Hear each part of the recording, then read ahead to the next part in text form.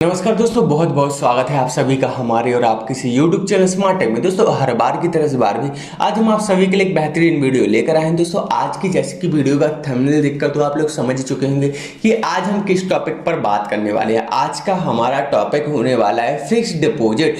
अगर आपके पास बहुत सारा पैसा है, आप लगातार एक के बाद एक FD खुलवाते जा रहे हो, एक बैंक में, दूसरे बैंक में या फिर तीसरे बैंक में, तो यहाँ पर आपके मन में ये सवाल आएगा कि यहाँ पर ज्यादा पैसों की FD रखने पर किसी भी तरह का टैक्स डिडक्ट किया जाता है या फिर इनकम टैक्स की तरफ से नोटिस आ सकता है, कितने तक की हम FD रख सकते हैं। तो चलिए दोस्तों वीडियो की शुरुआत करते हैं। वीडियो की शुरुआत करने से पहले हर बार की तरह इस बार भी अगर आप चैनल पर नए हो तो चैनल को सब्सक्राइब करना मत भूलेगा, क्योंकि मैं यहाँ पर ऑनलाइन फॉर्म्स और एजुकेशन से रिलेटेड वीडियोस अपलोड करता रहता हूँ। तो चलिए दोस्तों वीडियो की शुरुआत करते हैं। दोस्तों यहाँ पर सबसे पहले तो मैं आपको बता दूं इनकम टैक्स के नोटिस के बारे में कि FD को लेकर इनकम टैक्स की क्या राय होती है, इनकम टैक्स यानी कि आयकर विभाग की क्या राय होती है। आप जितने चाहे मर्जी की यहाँ पर FD खुलवाओ, 10 लाख, 20 लाख, 30 लाख, लेकिन यहाँ पर इनकम टैक्स एक चीज पर गौर करता है कि मान लीजिए आपके पास 10 लाख रुपए कैश रखा है, ठीक है ना, तो यहाँ पर आप उस 10 लाख रुपए की FD करवाने गए।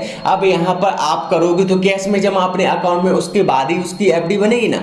तो यहाँ पर होगा क्या कि देखिए साल भर में आपके खाते की जो भी आपका सेविंग अकाउंट, करंट अकाउंट है, उस खाते की डिपॉजिट लिमिट 10 लाख होती है, ठीक है ना। तो यहाँ पर मान लीजिए आपने 10 लाख रुपए डिपॉजिट की, क्योंकि डिपॉजिट करने के बाद ही यहाँ पर आप अपने FD खुलवा पाओगे। तो यहाँ पर डिपॉजिट करने के बाद मान लीजिए आपने FD खुलवा ली, तो यहाँ पर बैंक क्या करेगा कि इनकम टैक्स विभाग को यहाँ पर जानकारी देगा कि भाई कि यहाँ पर इन्होंने एक बड़े अमाउंट यानी कि 10 लाख रुपए का डिपॉजिट करवाया है। तो यहाँ पर इनकम टैक्स अब आपसे पूछेगा, आपको नोटिस भेजेगा कि भाई आपके पास ये 10 लाख रुपए कैश में कहां से आए। तो यहाँ पर मेरा कहने का ये मतलब है, जो भी आपकी सेविंग अकाउंट की cash deposit, cash withdrawal limit होती है ना, उसी लिमिट को यहाँ पर ट्रेस किया जाता है। तो यहाँ पर एक चीज का विशेष ध्यान रखें कि अगर आप FD खुलवा रहे हो तो यहाँ पर अगर आपके अकाउंट में जितना भी पैसा पड़ा है तो उसकी तो आप FD खुलवा सकते हो, कोई भी दिक्कत नहीं है। लेकिन यहाँ पर कैश लेन देन, cash transaction, cash withdrawal, cash deposit से बचें, क्योंकि एग्जांपल के तौर पर अगर आप यहां पर डायरेक्ट किसी भी तरह का पैसा जमा करते हो और उस पैसे की FD खुलवाते हो,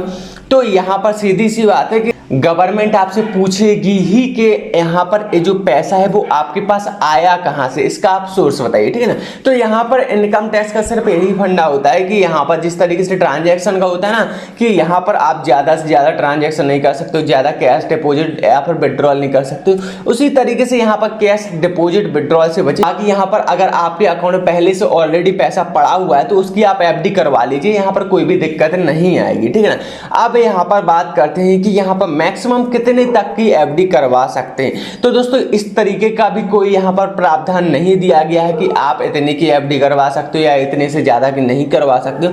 आपका पैसा है, आपका मन है, आप जितने चाहे की FD करवाएं।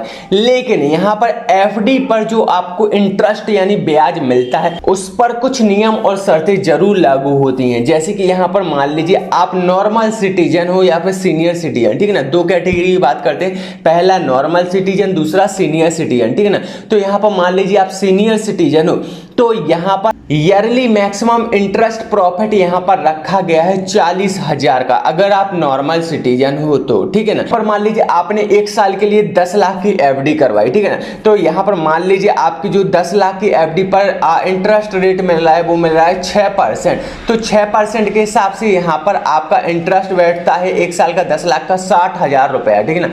तो अब 60,000 रुपया नॉर्मल सिटीजन की लिमिट से बाहर है। आप समझ पा रहे होंगे कि यहाँ पर मैं नॉर्मल सिटीजन की बात कर रहा हूँ। तो यहाँ पर नॉर्मल सिटीजन की इंटरेस्ट मैक्सिमम प्रॉफिट यहाँ पर लिमिट तय की गई है 40,000। अगर आपका इंटरेस्ट 60,000 आता है तो ऐसी कंडीशन में आपको क्या करना होगा कि यहाँ पर आपको फॉर्म, नॉर्मल सिटीजन के लिए फॉर्म 15G यानी कि 15G यहाँ पर फॉर्म आपको भर के बैंक को देना होगा, और उस 15G यानी 15G फॉर्म में आपको दर्शाना होगा कि आपकी आय, नॉर्मल सिटीजन अगर आप हो तो आपकी आय यहाँ पर 2.5 लाख रुपए से ज्यादा की नहीं है। अगर आपकी आय 2.5 लाख रुपए से ज्यादा की होती है और आप 40,000 रुपए से ज्यादा का इंटरेस्ट अर्न कर रहे हो तो यहाँ पर आपको 10% TDS डिडक्शन देना होगा। यहाँ पर आपका बैंक ऑटोमेटिक ही यहाँ पर आपके इंटरेस्ट प्रॉफिट में से 10% TDS डिडक्ट कर लेगा, ठीक है ना।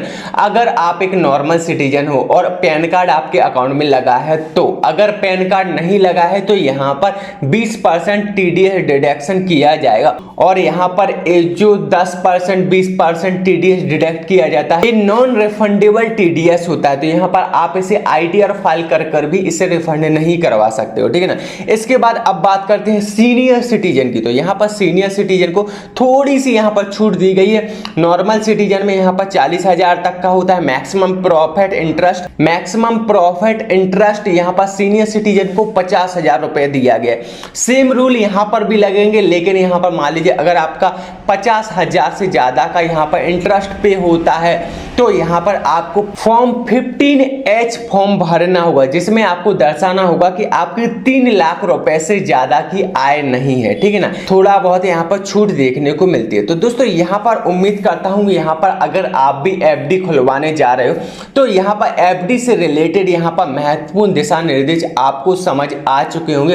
अब आप FD खुलवाते वक्त इन सब चीजों का ध्यान रखोगे। आज की वीडियो आपको कैसी लगी हमें कमेंट के माध्यम से जरूर बताइएगा। साथ ही साथ चैनल पर नहीं तो चैनल को भी जरूर सब्सक्राइब कीजिएगा और दिए गए इंस्टाग्राम ID को भी फॉलो कीजिएगा। तो चलिए दोस्तों आज की वीडियो में इतना ही, मिलते हैं नेक्स्ट वीडियो में। धन्यवाद।